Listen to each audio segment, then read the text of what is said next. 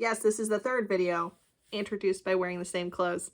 What can I tell you? When there's an opportunity to get the baby out of the house, you gotta take it and batch film. I'm batch filming. Hi and welcome to my channel. This is The Midnight Reader. My name is Rosica. This is my little channel. This is where I live on the internet. Today I'm introducing the month-long readathon. I'm doing the BLOOMIN readathon hosted by Allison Pages, which I will link below. I also did this last year if you want to see that video. So I'm gonna try to make this like a month-long reading vlog, so to speak. I still have to print my bingo board, so that will be coming soon. I decided not to make a TBR for this. Basically, it's a bingo board. It has lots of different prompts, but I'm just going to read whatever books that I want and see what, you know, after I finish a book, if it fit any of those prompts, and my goal is to try to make a bingo. Okay, there's no rules. She keeps saying there's no rules, so I'm gonna go with there's no rules. I have actually started reading for the month of November already, and I am currently reading Station 11 by Emily St. John Mandel. This has been on the TBR shelf for a while. I've been really excited to read it, and I don't know why I haven't read it. But anyways, I'm a little over halfway through. I'm reading this both in paper, audio, and Kindle, so sometimes it's difficult to tell where we are. I'm really liking it so far. I was hesitant to read it because I was an ICU nurse in the COVID pandemic, and I had a feeling that this book might not make me feel good. I was worried that it might take me back to what I would consider very unhappy times in my life. However, I think it was Alex at Alex Black Reads who said if I could get through the first couple of chapters that there's time jumps. It doesn't actually marinate very much in like the end of the world pandemic that occurs in this novel. It is more set in the 20-year aftermath, which is very unlike our current reality. So she thought I would probably be okay with it. I would agree. The actual pandemic, end of the world, apocalypse now happening does not take up very much of the book. Like most of it is set in the end of the world times, which very much is not like our current world. Like they no longer have electricity, there's no planes, there's no gasoline. The virus that occurs in this book had like a 98% mortality rate. Humans as a whole are pretty much gone. There's very few left. And it's following, as far as I can tell, multiple characters. One who I'm probably the most interested in is in a traveling band of actors performing like music and Shakespeare plays. They call themselves the Symphony, and they travel from town to town and put on plays and displays. My only problem so far is that, like I said, there's a variety of characters and 2 timelines. So sometimes you can go a very long time without hearing from maybe a character you're very interested in. Or when you finally do hear from them again, it's in a separate timeline. In that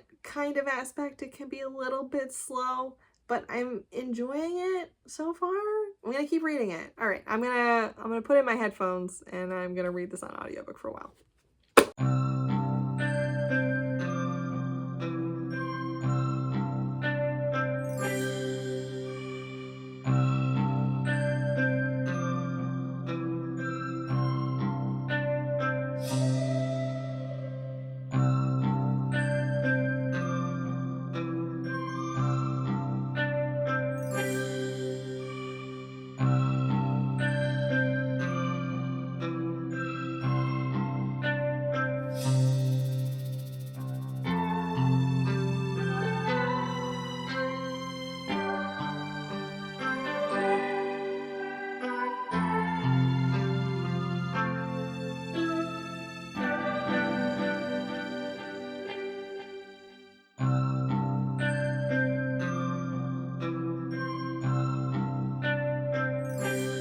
Greetings.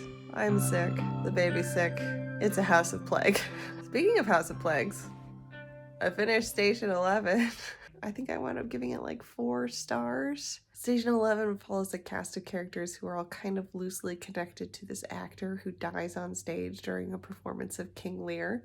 And so they're all vaguely related to him, like the guy who runs on stage to try to perform CPR, one of the child actresses who was in the play, and like an ex-wife. That night becomes sort of the flashpoint for the story because that's the night the world ends, because that's the night the Georgia flu explodes as a pandemic. And I was worried this would take me back to bad memories, but shockingly, It really didn't. The people who told me that the parts that were plague related were actually incredibly short were correct. It really doesn't marinate on the actual pandemic aspects of things. The parts I found the most interesting are what happens if you lose most of humanity and you also lose the biggest repository of human knowledge, which is now the internet. What do you do when no one knows how stuff works? I thought that was interesting. I wish it would have been explored in more detail. That was my big thing with most of this book, is I was like, huh, that's a really cool thought. And then she'd kind of flesh it out, but really it was more of like a character study of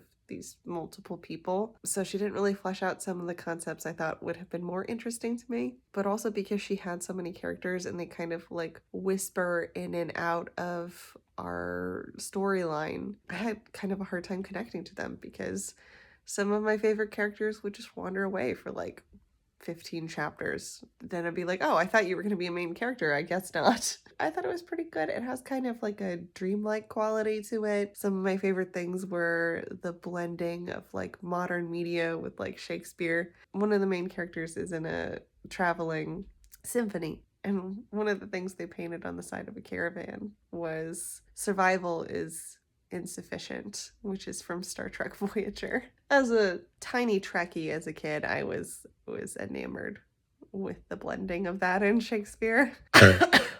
Does anyone else know if Delsum has gotten a better flavor profile than when I was younger? Because now it just tastes like melted orange creamsicles. And that would have been a big plus for me as a kid. I think I wouldn't have minded cough syrup so much had it not been in like the toxic cherry and grape flavor. 1 hour later. So what are we going to click on the bingo board for this guy? I'm thinking the lily space because there's a lot of dying. I mean, 99% mortality rate means there's a lot of dead people in this book. A lot of marinating on death. I think I'm also going to click the snail space. I would say this is a fairly slow burn. It kind of unravels in this odd, like, trance-like quality. It just unspools. Things we're gonna read next? I don't know. I'm kind of in an audiobook reading slump. I'm having a hard time finding anything that I want to listen to, which is a problem because that's mostly how I read my books. I did pick up Iron Flame, which I am 100% not listening to on audiobook because, oh my god, that character's internal monologue is just so tedious. I can't hear her inside my own head. I'm reading that actually with a couple of friends who are also reading it at the same time, which is great because we've all just been bitching about how tedious the main character is. So that's next on the docket, and hopefully I'm gonna find something that I want to read on audiobook. We'll see. Okay. Next.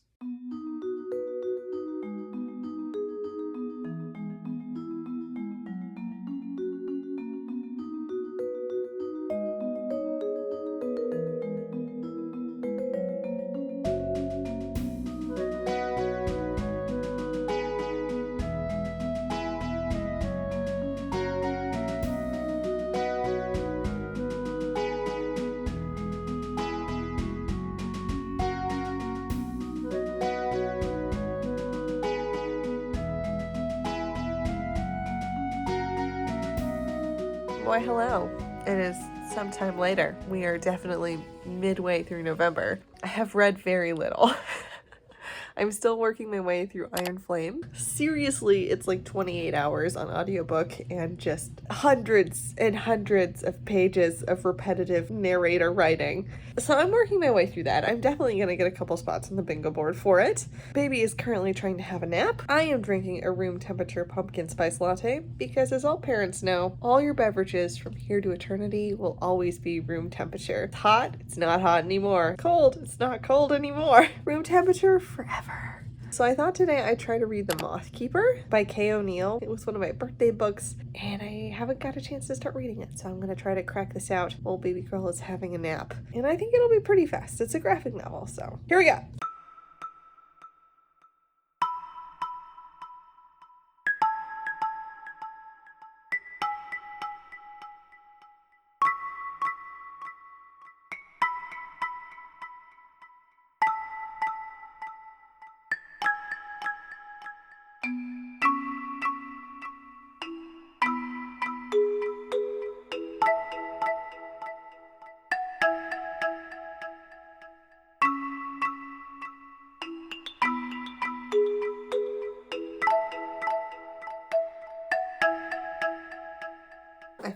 finished The Moth Keeper by Kay O'Neill, and I really loved it.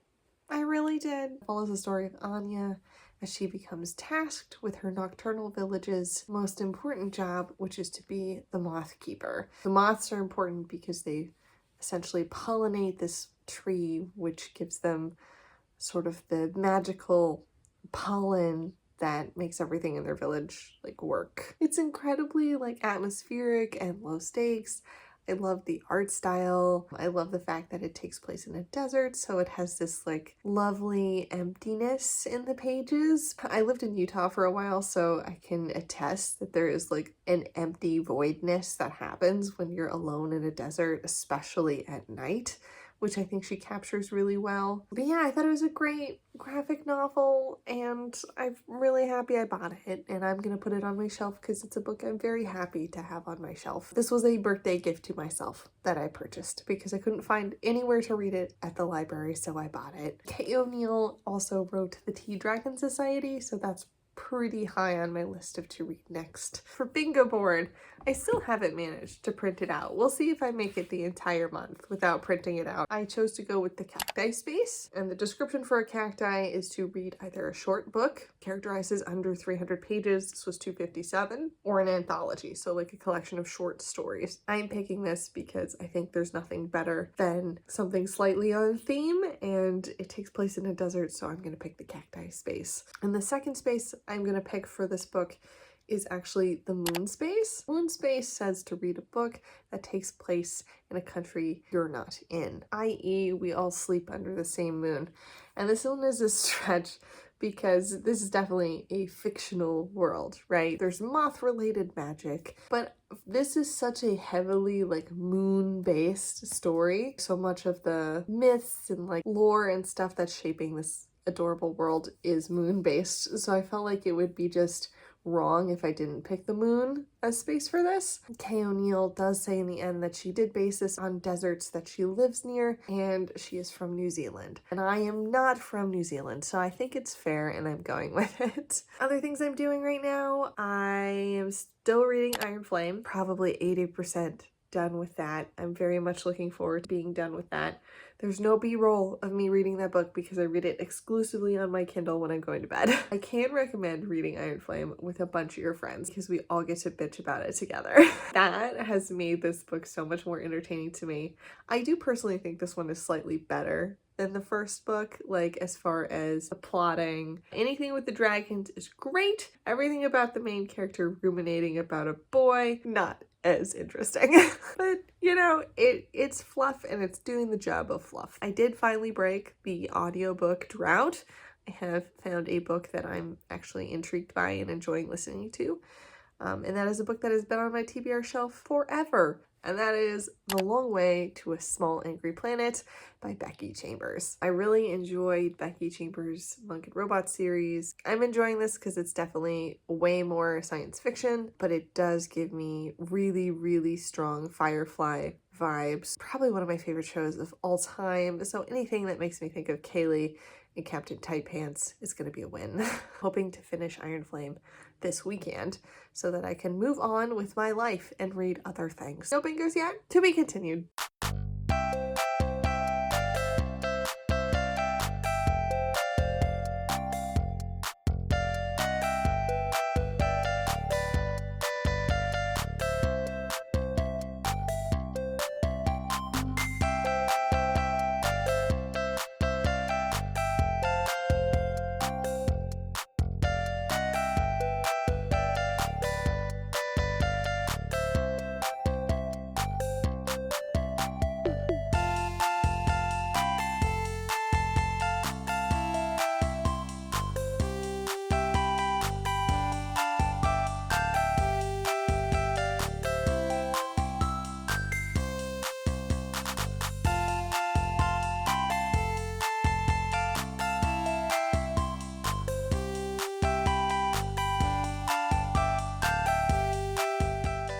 Again, it's been some time. The good news, I have finished 3 books since the last time we chatted, and I managed to print my bingo board. It's November 27th, so you know, right on time. I filled in the little stars for the sections I've already done, and I will put one up on screen because it's sort of hard to see for the rest of you. I had such grand plans about like all the stuff I was going to get done in November, how ahead I was going to get on my channel, and turns out no. Turns out I just had a grand time for like Thanksgiving holidays. I've been doing lots of family stuff, and I've been getting like all my Christmas things done. So you know what? I am getting ahead, just not in this particular portion of my life. It's surviving, much like most of my plant life right now. Like, I water you occasionally. I'm sorry about that. So I finished 3 books. I finally finished Iron Flame by Rebecca Yarros. It's the second book in the Empyrean series, which I have taken to calling Super Horny Dragon Academy, Volumes 1 and 2.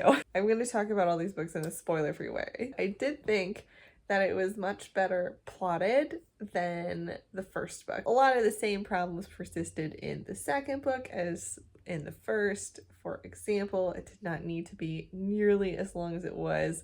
Could have really benefited from like some aggressive editing. I don't know what it is about the romantasy genre that means that these books need to be like 800 to 1,000 pages. I'm so stoked when we're talking about dragons and griffins. That stuff's all super interesting. When I'm in the female protagonist's head as she's aggressively talking about how he doesn't really love me because he keeps secrets from me, and these secrets would totally, cause the deaths of hundreds of people in these secret military operations, but it means he doesn't love me. I'm like, oh my god, get over yourself. I did get to read this with a couple of friends, which was great. We were all reading at our own speeds. Hi, Rachel and Kristen, my Super Horny Dragon Academy Volume 2 companions, and they all had a lot of similar complaints. The thing that really bothers me about this series, I like smut, okay? Big fan of romance.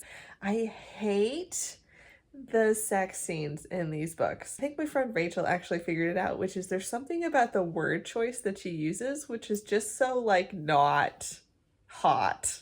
So blunt is not a turn on. It just makes me uncomfortable. To each their own smut, but 3 fairly pro smut readers over here, we all skip through the smut scenes. So I think that says something about the smut in this book.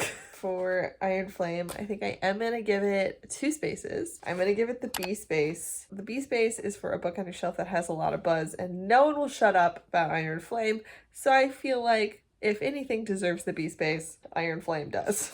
And the second space I'm going to pick for it is the Succulent space, and that's for a book that makes you hot. And usually this is like the steamy space, like you can use it in a romance sense.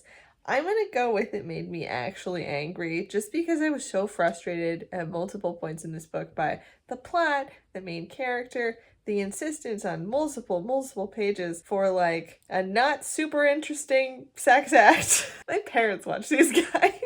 Anyway, I'm going to give it the Succulent space because I was so irritated. It's the heat of anger. I'm also mad at myself because the finish to the second book was kind of intriguing. So now I'm stuck reading the series for time immemorial. That also makes me angry. Next was actually a reread. This is one of the books that I bought for myself for my birthday.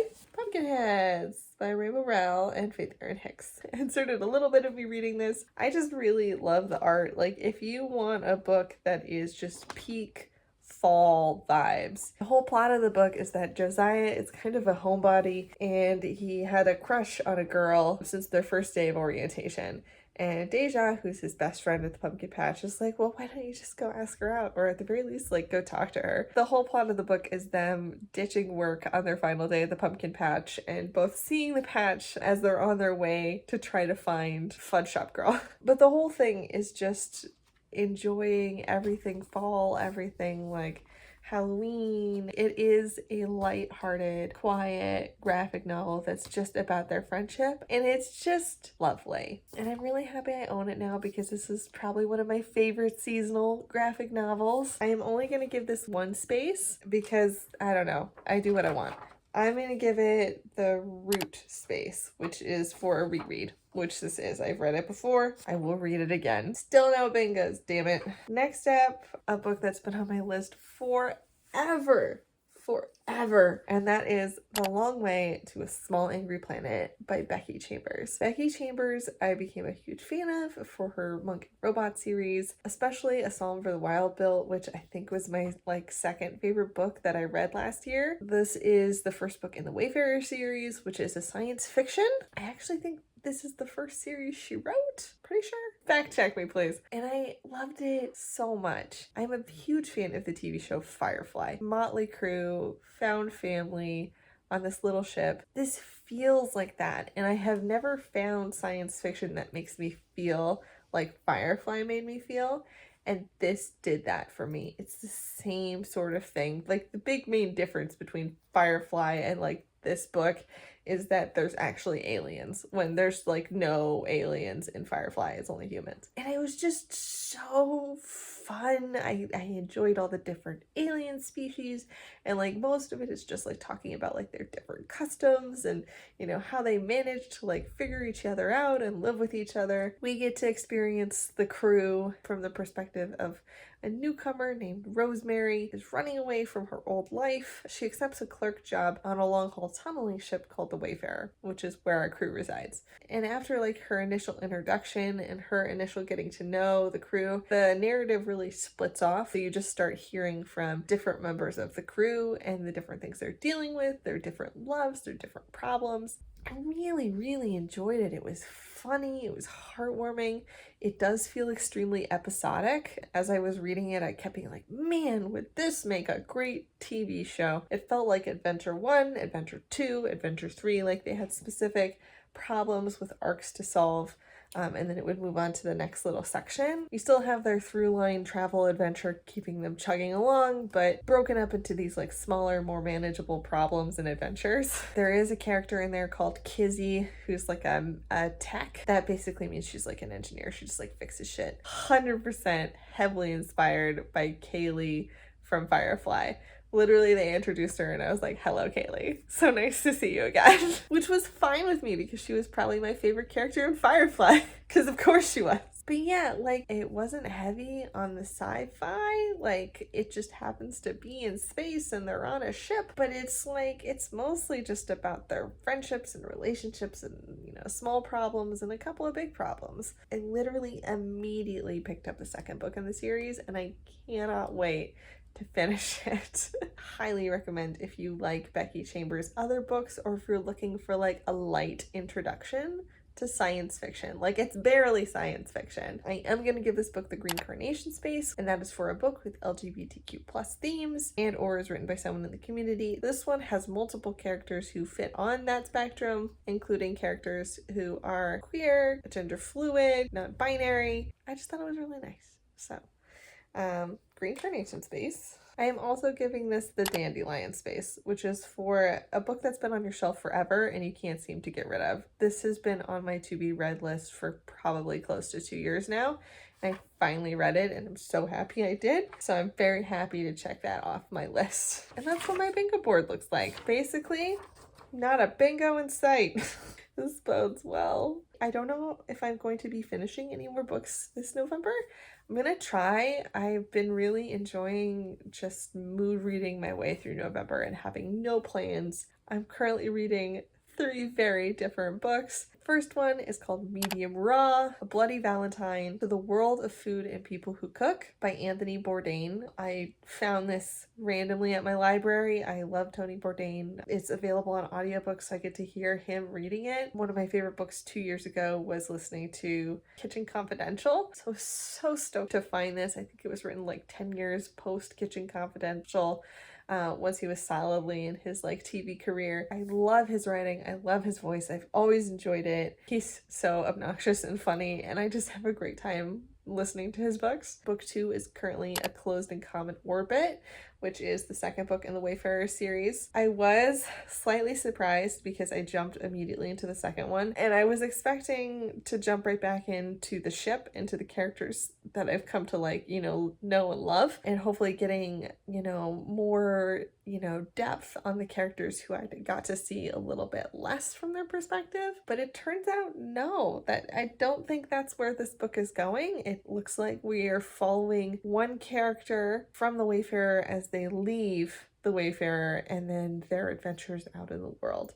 And kind of perusing the synopsis for the next 2 books in the series, I think that's also kind of what she's doing. I don't think we get to go back to the ship with my friends, which is upsetting. I mean, it's pretty good so far, so it was just different than what my expectations were. So if you're expecting to go on multiple episodes in multiple books with this crew, you'd be disappointed. So, but I'm enjoying it so far. As I said, it was just different than I thought it was going to be. And then the last book, which I have checked out from the library but I haven't actually started, is Yumi and the Nightmare Painter by Brandon Sanderson, because I'm on a Sanderson kick right now. I don't really know anything about it. I haven't really started it. I have a feeling that one's probably going to be a December read, but we'll see if I can finish one of the other books. I'm gonna guess I'm probably gonna get done with Medium Raw because it's just really easy to listen to on audiobook. I have a whole week off from work right now. This is my post-Thanksgiving week vacation, which is wonderful.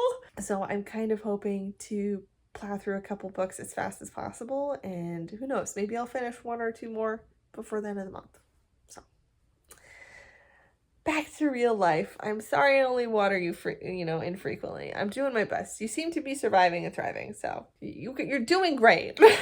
To be continued.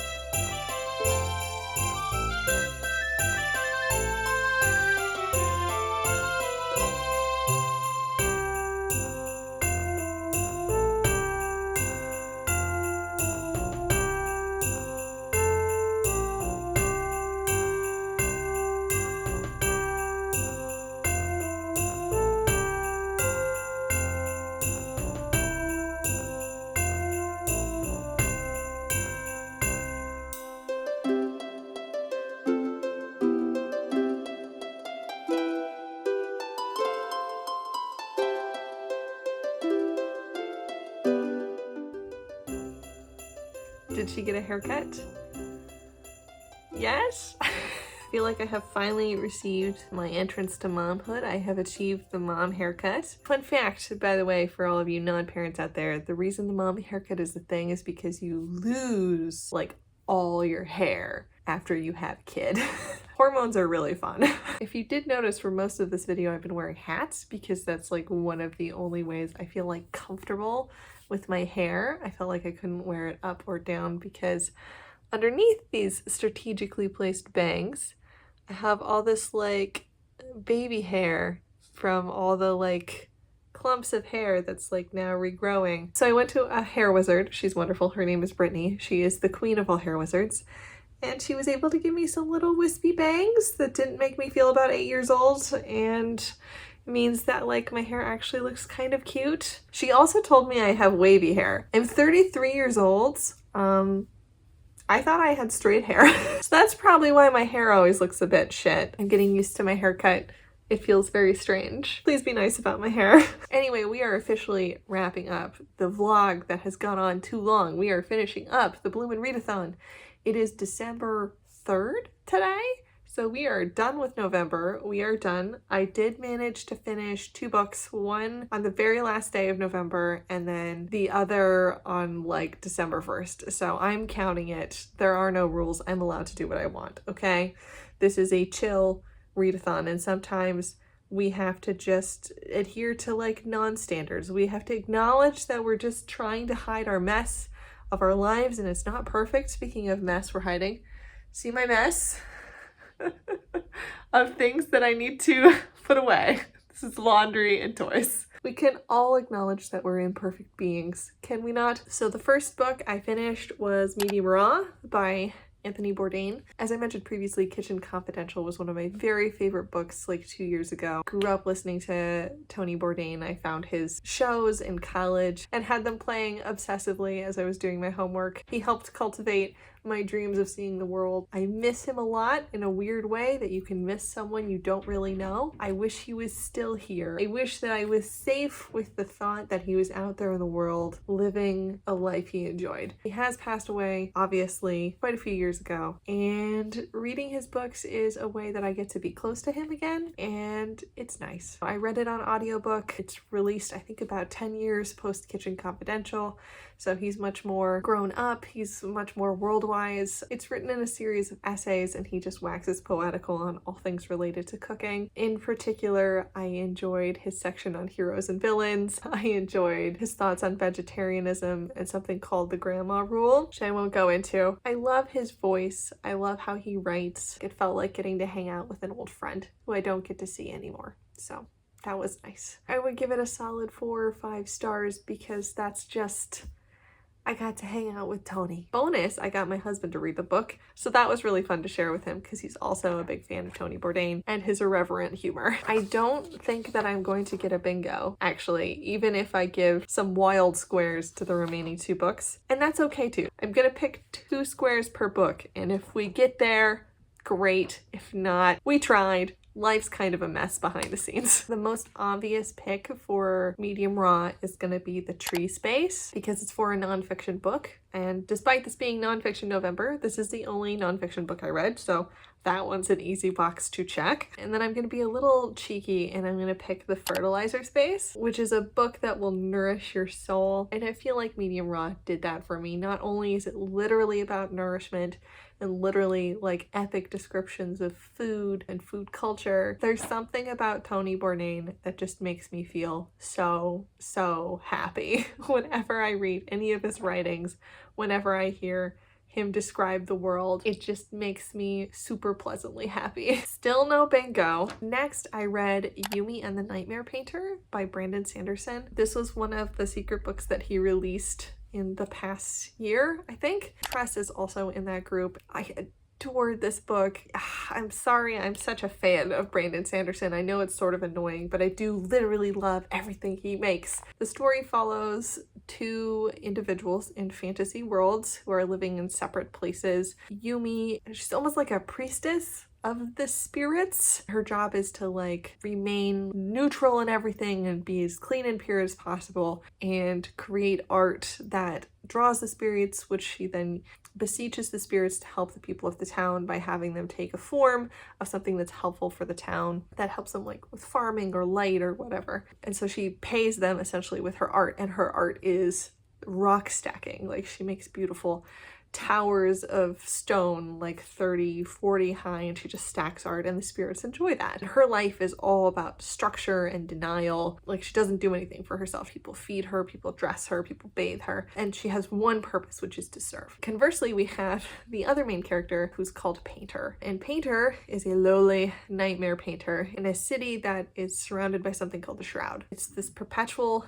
darkness lit up by these kind of like neon lights called Heon, which is how they get all their energy and stuff like that. The bad news with the Shroud is that nightmares come out and they come to feed on people's fears while they're sleeping. The town employs this thing called nightmare painters who go out and essentially they offer the nightmares a different version of themselves. This nightmare vaguely reminds me of like a bowl or a puppy or a plant, and they paint for them, and the nightmare becomes the thing that they're painting and then dissolves and goes away. And that's how they protect the townspeople. Yumi does not really deeply desire to have this life of servitude. She wants to go out and explore and have a life. And then Painter, he refers to himself as this sole heroic character, but his solitude is perhaps self-inflicted from some of the not so great choices that he made. So these 2 get connected by the spirits. They begin living each other's life together. So Yumi starts living as Painter and Painter starts living as Yumi. Too much chaos and entertainment by all. It's very much a romance, which is unusual for Sanderson. And in the back of the book, he does explain that he wrote this story for his wife, who always encourages him to write more romance. And I would highly recommend reading this in either a book medium or like an e-reader, because there is artwork designed throughout the story, and that's by Aaliyah Chen. It's utterly gorgeous. It fits in with like every gorgeous anime. I did have a giggle because As I was reading, I was reminded of probably one of my favorite video games of all time, which was Final Fantasy X. And of course, in the end of the book, he did note that he was inspired by Final Fantasy X and the love story in that game. It was outrageously good. I do think that if you are not into his other books, I would say there are just a lot of references to the Cosmere, which he has a lot of books which are interwoven together. In particular, there's a character in there who is from the Stormlight Archives, which is like this massive series that he's writing. There's three books. I only have 2. If you haven't read them, it would just sound like a lot of like fantasy mumbo jumbo that never gets explained. So if you've read those books, it's sort of fun and like a cool tie-in. And if you haven't, you're like, what's a chul? Why do you keep making jokes about chul? It is also fun if you've read Tress of the Emerald Sea, because the narrator for this book is also the same narrator as Tress of the Emerald Sea, although a lot more of his backstory comes out in this, which is why it's so heavily tied into the Stormlight Archive series. If you haven't read the books and you don't enjoy not knowing a lot of details, that might irritate you. However, while it is tied into the story, you don't need to understand the references to enjoy the story. And it's utterly, utterly like lovely. I laughed a lot. It's super funny. It also like at one point made me like devastatingly cry. It's great. And I think he needs to add more romance to his books because he's actually pretty good at writing it. Yeah, I think it would be an outstanding anime. Like that would be the perfect medium for this book. What squares should we pick? So I'm gonna pick The Tulip Space, which is a book featuring love, or one you predict you'll love. This is very heavily a fantasy romance, so I think that's very appropriate to have that as the space. And then I'm gonna lean in, really want a bingo. I'm gonna pick The Mole Space, which is a book with a strong antagonist. Now, if you've read this book, you might disagree with me, but I think this book has the ultimate antagonist because there's nothing personal about it. There's no redeeming qualities to the antagonist. The antagonist is just there to annihilate, I guess. And with that, I did actually make a bingo. Yay! I made 1 bingo. I made no other bingos, which is disheartening. I think last year I got like 3, but that's okay. That was my November vlog that went on for far too long. I did hope you enjoyed it, and that's it. I hope you had a wonderful November. I hope you read some fun books too. I will see you all hopefully next week. I know it was a long time since my last video, but sometimes life is messy and it is what it is. Thanks for watching. Please remember to like and subscribe. It helps a lot for my little channel, and I will see you all next video. Bye.